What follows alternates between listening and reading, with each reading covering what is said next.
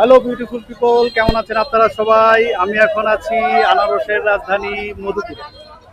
হ্যাঁ, মধুপুরের জলছত্র বাজারে আছি। আমার পিছনে দেখতে পাচ্ছেন আনারস, প্রচুর আনারস। মধুপুরের মধু, টাঙ্গাইল ডিস্ট্রিক্ট মধুপুর থানা, আমাদের জলছত্র আনারসের বাজার। এই দেখেন, এটা হ্যাঁ মধুপুরের মধু। একের মাত্র 16 থেকে 17টা পিস। এখানে পাইকারি হলো 16 অথবা 17 টাকা, খুচরা বিক্রি হয় 20 টাকা।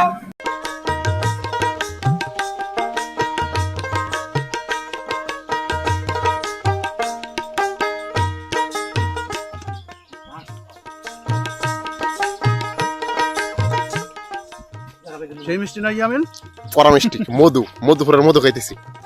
এটা হচ্ছে মধুপুরের মধু।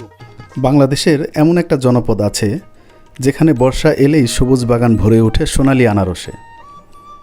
লাল মাটির বুক চিরে সারি সারি আনারসের ক্ষেত, আর ভোরের আলো ফুটতে শত শত কৃষক রওনা দেন দেশের সবচেয়ে বড় আনারসের হাটের দিকে।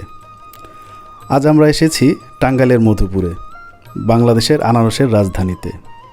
মধুপুর শুধু একটি নাম নয়, এটি একটি ইতিহাস, একটি ঐতিহ্য এবং হাজারো কৃষকের জীবনের গল্প। আজকের এই যাত্রায় আমরা জানব কেন মধুপুরকে আনারসের রাজধানী বলা হয়, কিভাবে শুরু হয়েছিল এখানকার আনারসের চাষ। ঘুরে দেখব বিখ্যাত জলছত্র বাজার এবং জানব এই মিষ্টি ফলের সঙ্গে জড়িয়ে থাকা মানুষের জীবনের গল্প। মধুপুরের লাল দোআঁশ মাটি এবং অনুকূল জলবায়ু আনারস চাষের জন্য আদর্শ। প্রায় 8 দশকেরও বেশি সময় ধরে এখানে আনারসের চাষ হয়ে আসছে। 1942 সালে গারো সম্প্রদায়ের উদ্যোগে মেঘালয় থেকে আনা কয়েকশো চারা দিয়ে এই যাত্রার সূচনা হয়েছিল। সেই ছোট্ট উদ্যোগই আজ বাংলাদেশের অন্যতম বৃহৎ ফল উৎপাদন অঞ্চলে পরিণত হয়েছে। মধুপুরের মানুষের জীবন জীবিকা, সংস্কৃতি ও অর্থনীতির সঙ্গে আনারস অঙ্গাঙ্গিভাবে জড়িত। বর্ষাকালে পুরো অঞ্চল যেন উৎসবের রূপ নেয়। সারি সারি আনারস ভর্তি সাইকেল, লাল মাটির পথ, সবুজ বাগান এবং জলছত্র বাজারের কর্মচাঞ্চল্য মধুপুরের নিজস্ব এক সাংস্কৃতিক পরিচয় তৈরি করেছে। এবার চলুন মধুপুরের প্রাণ জলছত্র বাজারে। বর্ষা মৌসুমে ভোর থেকে এখানে শুরু হয় ব্যস্ততা।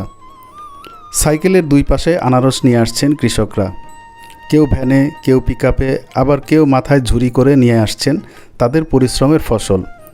জলছত্র শুধু একটি বাজার নয়, এটি বাংলাদেশের সবচেয়ে বড় পাইকারি আনারসের বাজার।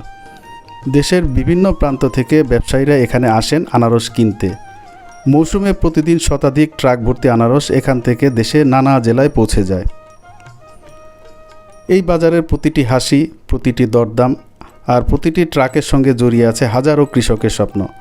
বছরের পর বছর ধরে এই আনারসই তাদের পরিবারের জীবিকার প্রধান অবলম্বন।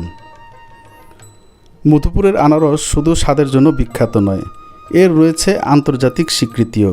2024 সালে মধুপুরের আনারস ভৌগোলিক নির্দেশক বা জিআই পণ্যের মর্যাদা লাভ করে, যা এই অঞ্চলের ঐতিহ্যকে বিশ্ব দরবারে নতুন পরিচয় দিয়েছে। মধুপুরে এসে বোঝা যায় আনারস একটি শুধু ফল নয়, এটি মানুষের পরিশ্রম, প্রকৃতির আশীর্বাদ এবং একটি অঞ্চলের পরিচয়। লালমাটির এই জনপদ আজও গর্বের সঙ্গে বহন করে বাংলাদেশের আনারসের রাজধানীর মর্যাদা। ট্রাকে লোড হচ্ছে আনারস, আর এখান থেকেই আনারস পৌঁছে যাবে বাংলাদেশের প্রতিটি এলাকায়, বাংলার প্রতিটি ঘরে ঘরে।